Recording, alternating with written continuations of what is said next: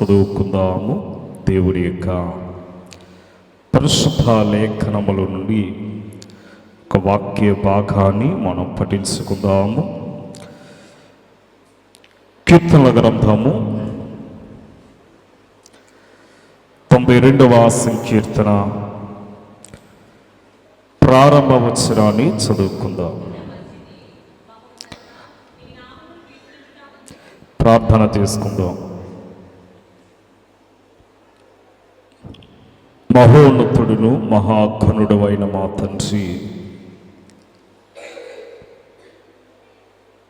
నీ పరిశుద్ధమైన శ్రేష్టకరమైన వాక్య లేఖనములను బట్టి నేను స్తుతించుచూ ఉన్నాము. ఆనాడు నీవు ఇశ్రాయేలీయుల పట్ల చూపిన కృపను బట్టి ప్రభా, ఏ రీతిగా నిన్ను స్తుతించి ఉన్నారు, అట్టి స్థుతి మాకు అనుగ్రహించి మమ్మను ప్రభా ఇదిగో అనేకమైన శ్రమలు, ఇబ్బందులు, శోధన నుండి ప్రభా మాకును నిన్ను స్తుతించే గొప్ప ధన్యత, దీవెనలు ఇచ్చుచున్నందుకు అనేక వందనములు. చదవబడిన ఈ వాక్య లేఖనములను బట్టి వాక్య వివరణ మాకు అందించమని వాక్యమై భూమి మీదకి దిగి వచ్చిన యేసు శ్రేష్ఠ నామములో వేడుకొనుచున్నాము తండ్రి, ఆమేన్. దేవుని యొక్క మహాకృపను బట్టి ఏర్పాటు చేయబడిన ఈ సుఖోపవాస కూడికలలో ఏకీవించిన మనకెల్లరకును మన ప్రభు అయిన యేసు క్రీస్తు యొక్క కృపా సమాధానములు మనకి లభించును గాక, ఆమేన్. ఈ యొక్క అధ్యాయములో దేవుడు ఎర్ర సముద్రమును దాటించి శత్రువులను నాశనం చేసిన విధానమును తలంచిన మరి మోషే, ఇశ్రాయేలీయులు కూడా దేవునిని ఈ విధముగా కీర్తించి ఉన్నారు. ఈ విధముగా వారు మరి దేవునిని గణపరిచి ఉన్నారు. ఈ నిర్గమకాండము 15వ అధ్యాయములో మనం చూడగలుగుతున్నాము. ఈ ప్రారంభ వచనములో అప్పుడు మోషేయు ఇశ్రాయేలీయులను యెహోవాను గూర్చి ఈ కీర్తన పాడిరి. కనుక మరి దేవుడు వారికి ఏమిచ్చాడంటే మరి కీర్తనలు పాడి గొప్ప ధన్యత దేవుడు వారికి అనుగ్రహించినట్లు మనము చూస్తూ ఉన్నాము. ఎందుకంటే వారు ఐగుప్తు దేశంలో ఉన్నంతకాలము వారి నోటంట ఏ కీర్తన కూడా యోచించలేదు. వారు ఐగుప్తు దేశంలో వారు బానిసలుగా ఉన్నారు. స్వేచ్ఛ అనేది వారికి లేదు. అందుకే ఈనాడు వారికి మరి విడుదల లభించింది. స్వేచ్ఛ జీవితం వారికి మరి కలుగునందు వలనే వారు దేవునిని కీర్తించినట్లుగా మనం చూస్తూ ఉన్నాము. అందుకని ఇక్కడ మనం గమనించినట్లయితే ఈ 34వ సంకీర్తన 3వ వచనములో 34వ సంకీర్తన 3వ కనుక అక్కడ ఏమంటున్నాడంటే మనము ఏకముగా కూడి ఆయన నామమును గొప్ప చేయుదుము. ఏకముగా కూడి మరి ఏకముగా కూడి దేవునిని స్తుతించినట్లుగా మనం చూస్తున్నాము. ఆయన నామమును కీర్తించాలి. ఆయన నామమును కీర్తించాలి. ఎందుకు ఆయన నామమును కీర్తించాలి? 118వ సంకీర్తన 15వ వచనములో నీతిమంతుని యొక్క గుడారములలో రక్షణ గుర్చిన ఉత్సాహ సునాదము వినబడును. రక్షణ గుర్చిన ఉత్సాహ సునాదము వినబడుచున్నదట. 430 సంవత్సరములు ఐగుప్తు దేశంలో మగ్గిపోయినటువంటి ఇశ్రాయేలు ప్రజలకి 430 సంవత్సరాలు శ్రమలను అనుభవించినటువంటి ఇశ్రాయేలు ప్రజలకి ఇంతకాలానికి వారికి ఏమొచ్చిందంటే స్వేచ్ఛ. అందుకని దినదినమన నా మొక్కుబడులను నేను చెల్లించుదని అంటాడు 61వ కీర్తన 8వ వచనములోని. నీ నామమును నిత్యము కీర్తించుదని అంటున్నాడు. నిత్యము దేవుని యొక్క నామము కీర్తింపబడాలి. ఆయన నామమును నిత్యము మనము స్తుతి చెల్లించిన వారమై ఉండాలి. యెషయా గ్రంథములో యెషయా ప్రవక్త కూడా మాట్లాడచ్చు. 51వ అధ్యాయము 11వ వచనములో యెహోవా విమోచించిన వాడు సంగీతనాదములతో సీయోనునకు తిరిగి వచ్చేదము. కనుక యెహోవా విమోచకుడు. విమోచన అంటే విడుదల కలిగించేవాడు. అనగా పాపముల నుండి, శోధన నుండి, శత్రుత్వం నుండి ఆయన మనల్ని ఏం చేస్తాడంటే విమోచించే శక్తిమంతుడై ఉన్నాడు. ఈ మోషే 3 కీర్తనలు రాసినట్లుగా పరిశుద్ధ గ్రంథములో మనం చూస్తూ ఉన్నాం. మోషే మరి 3 కీర్తనలు ఏమిటవి అనే విషయాన్ని మనం చూస్తే, ఒకటి జయమును, దేవుని శక్తిని గురించి పాట ఎర్ర సముద్రమునొద్ద పాడినది. జయమును, దేవుని శక్తిని గుర్చిన పాట ఎక్కడంటే ఎర్ర సముద్రం దగ్గర పాడినది. ఇది నిర్గమాకాండము 15వ అధ్యాయం ప్రారంభం నుండి 18 వచనాల వరకు మనకు కనబడుతూ ఉంటుంది. రెండోది దేవుని కృపను గూర్చినది. ఈ పేరులో పావి వద్ద పాడినది. సంఖ్యాకాండము 21వ అధ్యాయము 17, 18 వచనాలు మనకి చూపింపబడుతూ ఉంటుంది. మూడవ కీర్తన ఏంటంటే దేవుని విశ్వాసతను గుర్చిన పాట. మూడవ కీర్తన ద్వితీయోపదేశ కాండము 32వ అధ్యాయము ప్రారంభము నుండి 43 వచనాల వరకు మనం చూస్తూ ఉంటాము. మోషే మృతునందక మునుపు దేవుని నాయకత్వమును గురించి ఇశ్రాయేలీయులకు నేర్పినటువంటి పాటగా మనం చూస్తూ ఉన్నాం. అంటే ఇశ్రాయేలీయులు సంపూర్తిగా ఫరో చేతి నుండి లేక శత్రువుల చేతి నుండి విమోచింపబడినారు. ఐగుప్తులో విడుదల పొంది బయటకు వచ్చారు వారు. అతి ఎర్ర సముద్రం వరకు వారు శత్రువు వారిని వెంటాడారు. అది ఇప్పుడు ఏ శత్రువును వారిని వెంటాడడు. ఆ శత్రువును సంపూర్తిగా దేవుడు ఓడించాడు. అందుకని వారు చనిపోయినటువంటి మరి ఐగుప్తీయులను సముద్ర తీరమున వారు కనులారా చూచారు. అది నిర్గమాకాండము 14వ అధ్యాయం 30వ వచనాన్ని, ఆ దినమున యెహోవా ఐగుప్తీయుల యొక్క చేతుల నుండి ఇశ్రాయేలీయులను రక్షించును. ఇశ్రాయేలీయులు చచ్చిన ఐగుప్తీయులను సముద్ర తీరమున చూచిరి. వారు కనులారా ఇశ్రాయేలీయులు ఐగుప్తీయులను వారు కనులారా చూచరు గనుక ఇశ్రాయేలీయుల యొక్క హృదయము స్తుతితోనూ కృతజ్ఞతతోనూ నిండిపోయినదట. ఎందుకంటే వారు దేవుడు చేసినటువంటి ఆ మేలును వారు కనులారా చూచారు గనుక.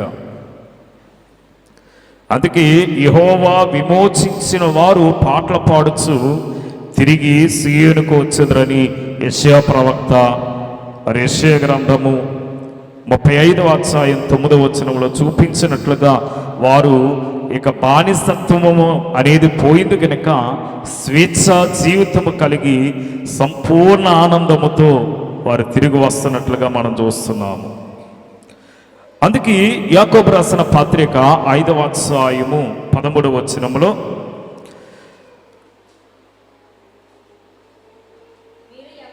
చూడండి, అక్కడ అంటున్నాడు, మీలో ఎవరికైనాను శ్రమ సంభవించిన అతడు ప్రార్థన చెయ్యాలి, ఎవరికైనాను సంతోషము కలిగిన అతడు కీర్తనలు పాడవలను.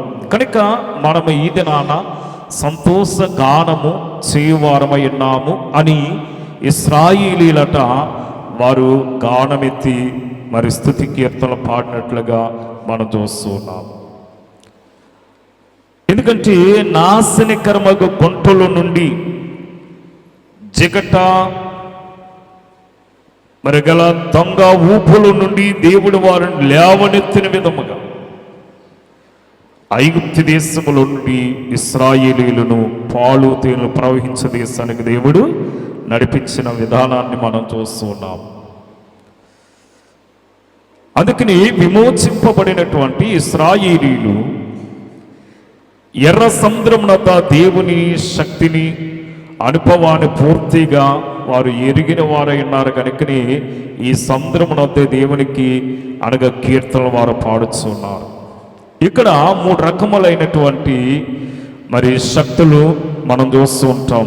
ఏమిటిదంటే, ఒకటి మానవ శక్తి, రెండోది సాతానేక శక్తి, మూడోది దైవ శక్తి లేక దేవుని యొక్క శక్తి అన్నారు. అందుకే ఇక్కడ మనం గమనించినట్లయితే మానవ శక్తి, సాతాను శక్తి, దైవ శక్తి.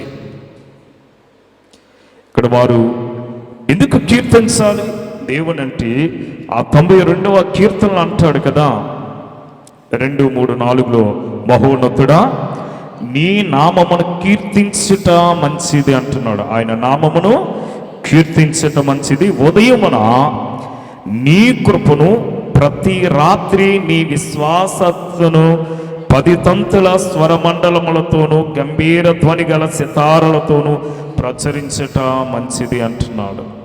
కనుక దేవునిని మనము ఏం చేయాలట?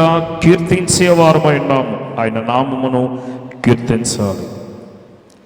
కృతజ్ఞతాస్తుతులతో యెహోవాను కీర్తించుడి, సితారతో మన దేవుని కీర్తించుడు అంటున్నాడు. నీ కీర్తితో నీ ప్రభావ వర్ణముతో దినమంతయో నా నోరు నిండి ఉన్నది అంటాడు మరొక చోట. అందుకని వారు ఎప్పుడైతే ఆ యొక్క ఎర్ర సముద్రమును దాటి అద్దరకు చేరారో వారందరూ కలిసి దేవునిని మనసారా వారు కీర్తనలతో పాడుచున్నట్లుగా మనం చూస్తూ ఉన్నాము. ఇక్కడ మనం గమనించినట్లయితే ఒక 5 కీర్తనలను మనం చూస్తాం. అందులో ఒకటి రక్షణ గానము, రక్షణ కీర్తన. రెండోది విజయ గీతము. మూడోది కృతజ్ఞత గీతము. నాలుగోది కృపను గూర్చిన గీతము. ఐదోది ఆభరణ గీతము. ఆరోది విశ్వాస గీతము. ఏమిటి ఇక మొదటిది? ఇది ఒక రక్షణ గానము లేక రక్షణ మరి గీతము. నిర్గమకాండము 15వ అధ్యాయం 2వ వచనములో మనం చూసిన విధముగాను, నిర్గమకాండము 15, 13వ వచనములో నీ విమోచించిన ప్రజలను అని వారు పాడుచున్నారు. నీవు విమోచించిన ప్రజలు. అందుకని ఇక్కడ మనం గమనించినట్లయితే ఆ 9వ వచనములో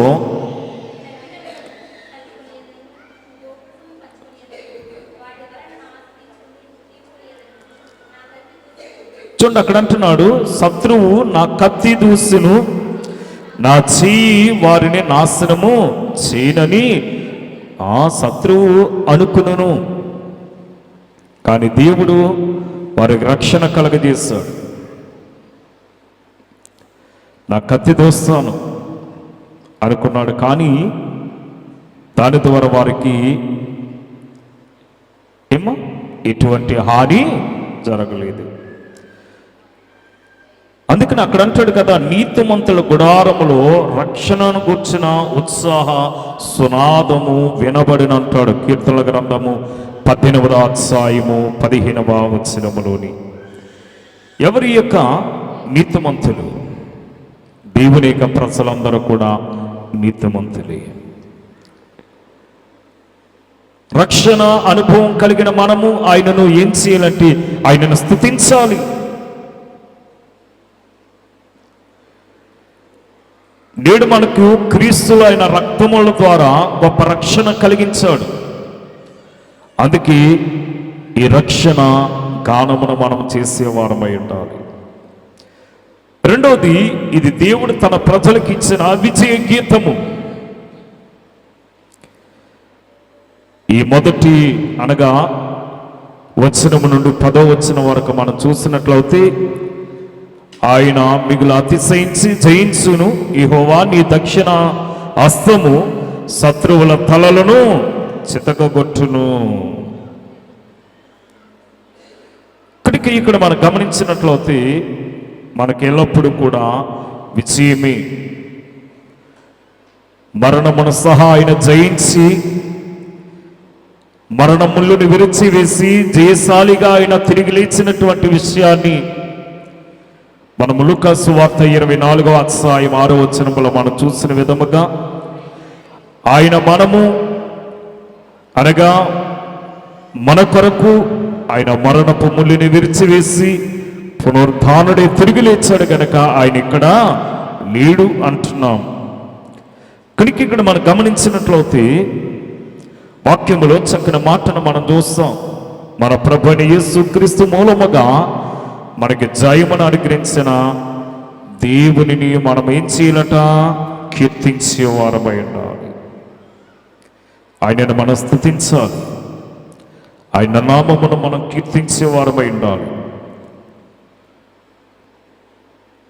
అందుకని దైవత్సనుడు కట్టిన కీర్తనలో, అన్ని ఆటంకములు అవలీలగా దాటి ఆవలకు చేరువు తెలుసునా, అడ్డు రారెవరును తెలుసునా, హాయిగా నుండి తెలుసునని దైవత్సనుడు దేవదాసయ్య గారి ద్వారా చక్కని కీర్తన వ్రాయించారు. ఈవేళ అన్ని ఆటంకములను అవలీలలుగా దాటారు. ఎన్నో శ్రమలు వారి జీవితములో, వాటినన్నిటిని కూడా దేవుడు ఆశ్చర్యకరముగా దాటించాడు.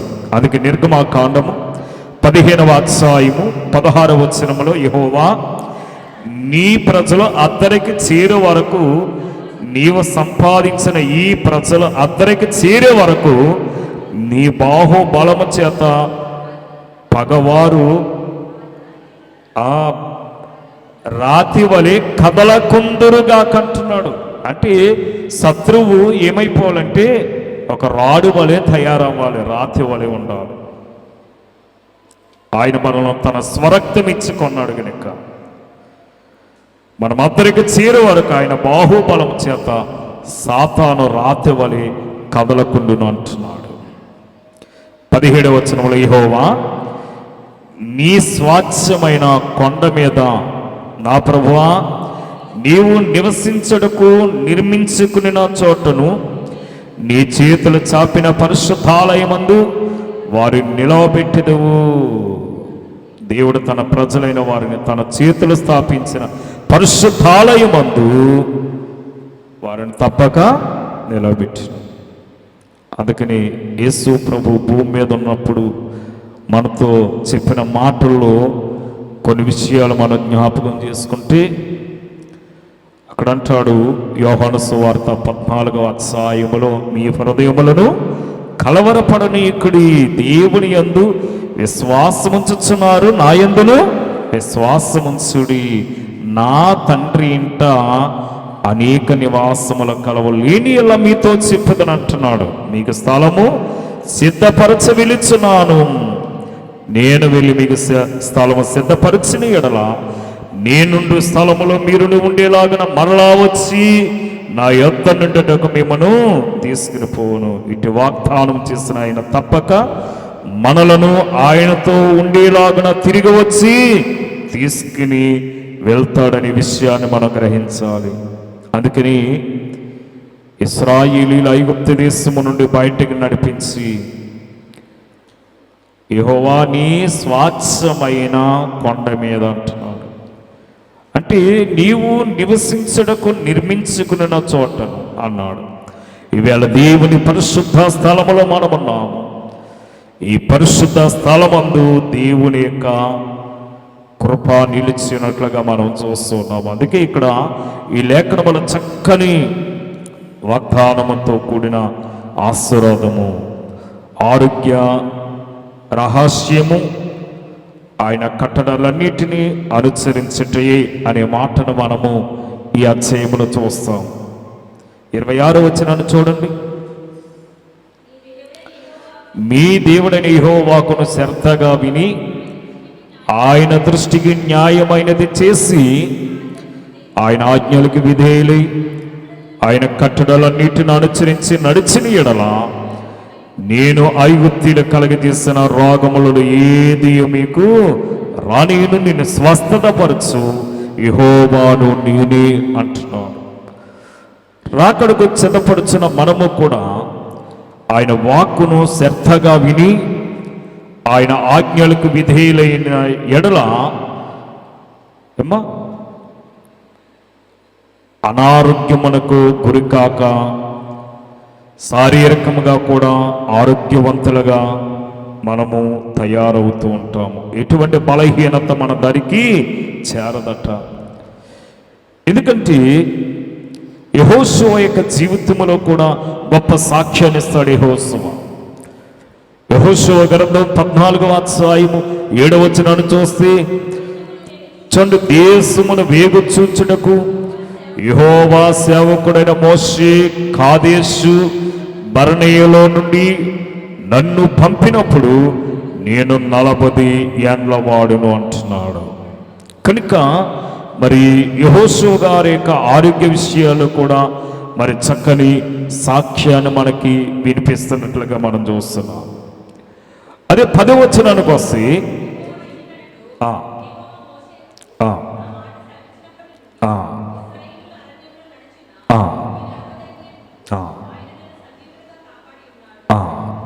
ఇదిగో నేనిప్పుడు 85 ఏండ్ల వాడును.